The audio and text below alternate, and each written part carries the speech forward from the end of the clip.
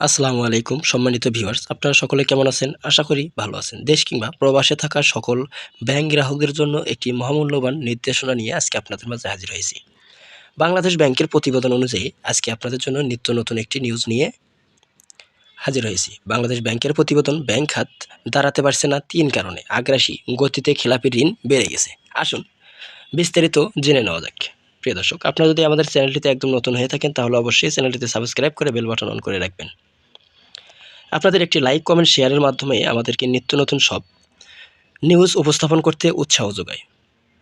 আওয়ামী লীগ সরকারের ১৫ বছরের ব্যাংক খাতে নজিরবিহীন লুটপাটের কারণে সৃষ্ট ক্ষত থেকে বড় ধরনের ৩টি দুর্বলতা শনাক্ত করেছে কেন্দ্রীয় ব্যাংক। এগুলো হলো আগ্রাসী গতিতে বেড়ে যাওয়া খেলাপি ঋণ, শরিয়াভিত্তিক পরিচালিত ও চতুর্থ প্রজন্মের বেসরকারি বাণিজ্যিক ব্যাংকগুলো থেকে জালিয়াতির মাধ্যমে অতিরিক্ত ঋণ বিতরণ এবং আমানতকারীদের জমা অর্থের বিপরীতে মুনাফা প্রদানের হার একেবারেই কম। এসব কারণে ব্যাংক খাত এখনও মেরুদণ্ড সোজা করে দাঁড়াতে পারছে না।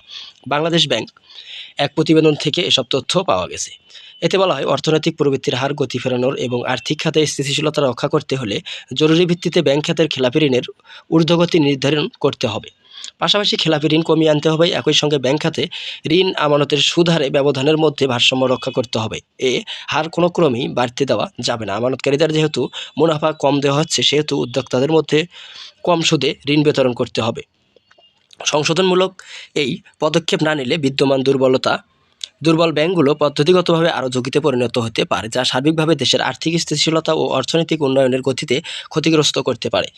প্রতিবেদনে লুটপাটের ক্ষত থেকে কিছু ক্ষেত্রে খাতের ঘুরে দাঁড়ানোর চিত্রও তুলে ধরা হয়। এর মধ্যে ব্যাংকগুলো 3টি শক্তিশালী অবস্থানে ফিরে এসেছে। এর মধ্যে রয়েছে গ্রাহকদের আমানতের প্রবৃদ্ধি স্থিতিশীল থেকে সীমিত আকারে বেড়ে যাচ্ছে। ব্যাংকগুলোতে পরিবারভিত্তিক গ্রাহকদের অংশগ্রহণ বাড়ছে। সামগ্রিকভাবে ঋণ আমানতের ভারসাম্য এখন স্থিতিশীল হয়েছে। তখন কম সুদে আমানত নিয়ে বেশি সুদ ঋণ বিতরণ করছে, ফলে আয়ের খাতে লাভজনকতা ফিরে এসেছে। আমানত প্রবাহের প্রবৃদ্ধি ধরে রাখতে হলে ব্যাংক খাতে আমানতকারীদের সর্বোচ্চ সুরক্ষা নিশ্চিত করতে হবে। পাশাপাশি আমানতের বিপরীতে ভালো মুনাফা দিতে হবে। ব্যাংকগুলো অন্যান্য খাতে পরিচালন ব্যয় কমিয়ে সুদ ও ঋণ বিতরণ করতে হবে। পাশাপাশি টাকার চলাচল বাড়বে, যা ডিপিএস প্রবৃদ্ধির হার বাড়াতে সহায়ক ভূমিকা পালন করবে। খেলাপি ঋণ বেড়ে ৬,৪৫,০০০ কোটি টাকা দাঁড়িয়েছে, যা ঋণের প্রায় ৩৭%।